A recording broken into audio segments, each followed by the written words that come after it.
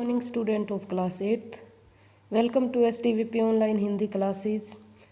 Today I am going to start our third chapter and the title of our chapter is बस की यात्रा।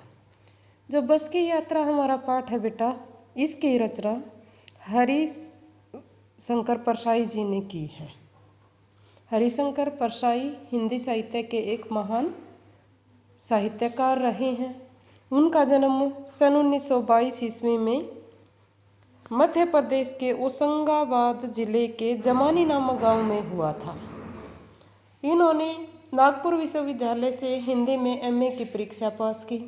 इसके बाद ये लेखन कार्य में जुट गए। हरिशंकर परसाई जी को हिंदी साहित्य में व्यंग्य लेखक के रूप में माना जाता है, स्वीकार किया जाता है। जो इनकी प्रसिद्धि है वो इनके व्यंग्य लेखों के द्वारा ही हुई है। प्रसिद्ध हुए हैं ये अपने व्यंग्य लेखों के कारण। जो ये बस की यात्रा पाठ है हमारा, ये भी एक व्यंग्य लेख है। हरिशंकर परसाई जी ने अनेक रचनाएं लिखी हैं। इनकी प्रसिद्ध कहानियों में हंसते हैं रोते हैं, जैसे उनके दिन फिरे, दो नाक वाले लोग और माटी कहे कुम्हार से, ये इनके प्रमुख कहानियाँ रही हैं, प्रमुख कहानी संग्रह हैं। इनके जो उपन्यास हैं वो रानी नागफनी की कहानी तथा तट की खोज, ये प्रसिद्ध उपन्यास हैं। निबंध भी इन्होंने बहुत सारे लिखे हैं, जिनमें कुछ प्रसिद्ध निबंध इनके तब की बात और थी, भूत के पांव पीछे, बेईमानी की परत, पगडंडियों का जमाना, शिकायतें मुझे भी हैं, इस निठल्लों की डायरी। इस प्रकार इन्होंने बहुत सारे साहित्य की रचना की है। जो आज हम ये पाठ पढ़ने जा रहे हैं एक व्यंग्य लेख है। व्यंग्य होता है कटाक्ष, ताना मारना, किसी व्यंग्य के माध्यम से किसी बात को स्पष्ट करना। जो बस की यात्रा है पाठ, इसमें क्या दर्शाया गया है, इसमें ये बताया गया है कि किस प्रकार एक बार जो लेखक हैं वो और उनके मित्र कहीं पर गए हुए थे।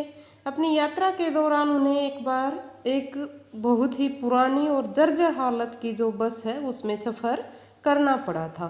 व्यंग्य के माध्यम से उन्होंने इस पाठ में यही बताया है कि किस प्रकार अपना लाभ कमाने के उद्देश्य से, अपने लाभ के उद्देश्य से जो कंपनी के हिस्सेदार हैं, जो बस के हिस्सेदार हैं, वो कैसे ऐसी जर्जर बस को भी निरंतर चलाए जा रहे हैं। उन्हें किसी प्रकार कोई ये चिंता नहीं है कि इससे यात्रियों का कितना भारी नुकसान हो सकता है, उनका जीवन भी दांव पर लग सकता है। इसी बात को यहाँ पर लेखक ने एक व्यंग्य के माध्यम से प्रस्तुत किया है। तो आइए हम जाने अपने पाठ का सार है उसके बारे में। पाठ जब शुरू होता है तो उसमें व्यंग्य के साथ साथ हास्यास्पद भी यहाँ पर आए हैं। हास्यप्रद यह एक निबंध है। हास्यप्रद इस निबंध में लेखक ने व्यंग्य के माध्यम से और हास्य के माध्यम से अपनी बात है उसको स्पष्ट किया है।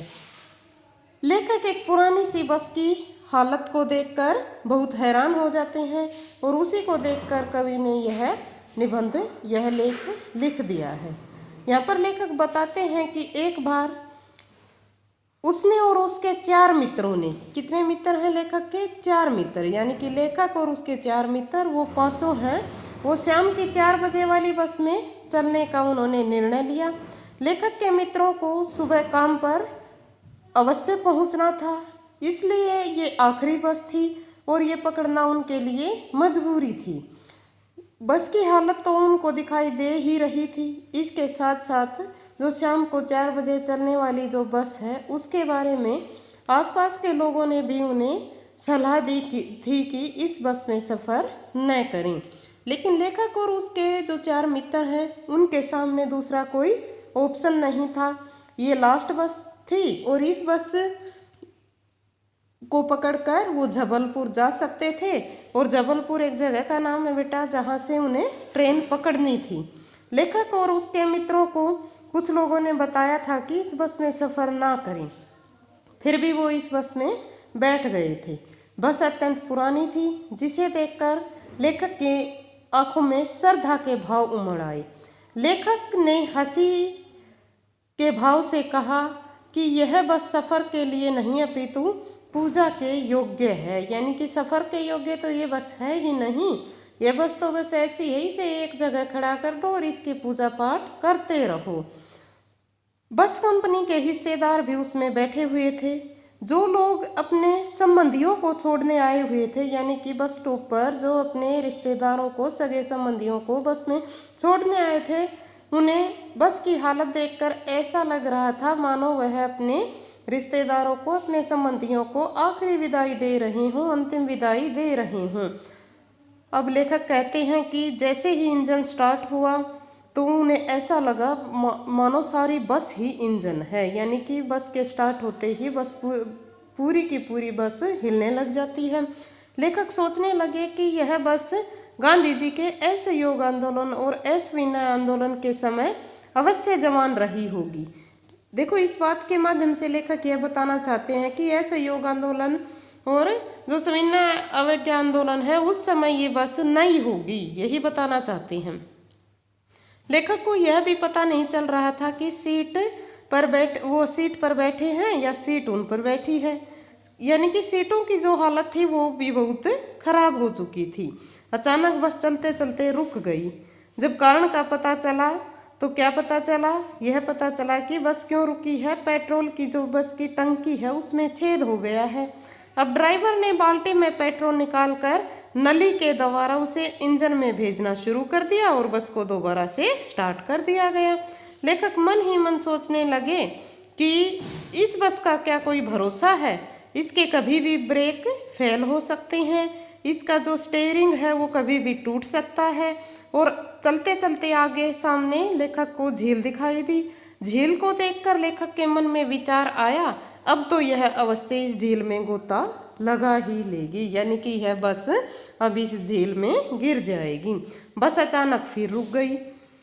लेकिन बस कंपनी के जो हिस्सेदार हैं वो कहने लगे बस तो फर्स्ट क्लास है। यानी कि इतनी बुरी कंडीशन, इतनी बुरी हालत बस की देखकर भी वो जो अपना लाभ कमाने के उद्देश्य से जो हिस्सेदार है वो क्या कहते हैं, बस की हालत कैसी है? एकदम फर्स्ट क्लास है। यह तो इत्तेफाक की बात है कि यह खराब हो गई है। किसने कही ये बात? बस के हिस्सेदार ने। लेखक का जो मन है वो ग्लानि से, पीड़ा से भर उठता है। क्यों? क्योंकि उसके मन में विचार आता है कि वो बहुत वृद्धा बस पर, बूढ़ी हो चुकी बस पर सवार हो गया है। अगर रास्ते में इसका प्राणांत हो गया तो, यानी कि रास्ते में कहीं यह बस खराब हो गई तो, खत्म हो गई तो इसकी अंत्येष्टि वहीं करनी पड़ेगी। अंत्येष्टि होता है दाह संस्कार, जो अंतिम क्रिया है वो। हिस्सेदार साहब ने अब इंजन खोलकर उसे ठीक किया, क्योंकि बस रुक गई थी। बस दोबारा से चलने लगी। पीछे से आती हुई गाड़ी को बस रुक कर कहती, यहाँ पर व्यंग्य करते हैं, बस कोई बोलती थोड़े है। यहाँ पर जो लेखक हैं हरिशंकर परसाई, वो व्यंग्य के माध्यम से कहते हैं कि जैसे ही पीछे कोई और गाड़ी चलती हुई महसूस होती है, उसे नजर आती है, तो वह बस मानो रुक जाती है और यह कह देती है, निकल जाओ बेटी, अपनी तो अब वह उम्र नहीं रही। यानी कि इतनी तेज गति में चलने की अब मेरी तो उम्र है नहीं, तुम साइड से निकल जाओ। अचानक पुलिया पर पहुंचते ही बस का जो टायर है वो फुस हो गया। फुस हो गया का मीनिंग यहाँ पर बस का जो टायर है वो पंचर हो गया। अब कठिनाई और भी अधिक बढ़ गई। अब तो लेखक और उसके चारों मित्रों ने यह उम्मीद ही छोड़ दी थी कि वो ट्रेन के समय पर जबलपुर जा पाएंगे। क्यों छोड़ दी थी? क्योंकि एक ही मंजिल पर, एक ही यात्रा के दौरान बस 3 बार बंद हो चुकी थी। बस की हालत बहुत जर्जर थी। वह अपने मित्रों के साथ बैठे थे। अब आराम से हंसी मजाक करने लगे। उन्होंने सोचा पहुंचना तो टाइम पर है ही नहीं, इस यात्रा को यादगार क्यों नहीं बना लिया जाए। इसलिए वो एक दूसरे के साथ हंसी मजाक करते हुए बातें करने लगे। अब धीरे धीरे वो बस दोबारा से ठीक हो गई। जैसे तैसे करके बस के हिस्सेदार ने टायर बदला बस का और बस फिर से स्टार्ट हो गई। अब लेकिन बस चल कैसे रही थी? बस चलते हुए ऐसे लग रही थी मानो वह चल नहीं रही हो, बल्कि धीरे धीरे रेंगती हुई सी महसूस हो रही थी। इस प्रकार लेखक स्वयं को भी रेंगते हुए से मानते हैं। वो कहते हैं कि रास्ता रेंगते रेंगते कटने लग जाता है। इस प्रकार इस निबंध में, इस व्यंग्य लेख में लेखक ने यह बताने की कोशिश की है कि किस प्रकार एक जर्जर हालत बस को उसके जो हिस्सेदार हैं वो अपना लाभ देखते हुए चलाए जा रहे हैं। उन्हें यात्रियों की जान की कोई परवाह नहीं है और बिना किसी चिंता के, बिना किसी फिक्र के वो सड़क पर ऐसी बस को दौड़ाए जा रहे हैं जो चलने की कंडीशन में बिल्कुल भी नहीं है। इस प्रकार से लेखक ने इस व्यंग्य के माध्यम से समाज के उन लोगों पर व्यंग्य कसा है जो अपना लाभ कमाने के लिए दूसरों की जान को भी जोखिम में डालने से नहीं कतराते हैं। आशा है आपको ये पाठ का जो सार है ये पसंद आया होगा और समझ में भी आया होगा। Thank you and have a nice day.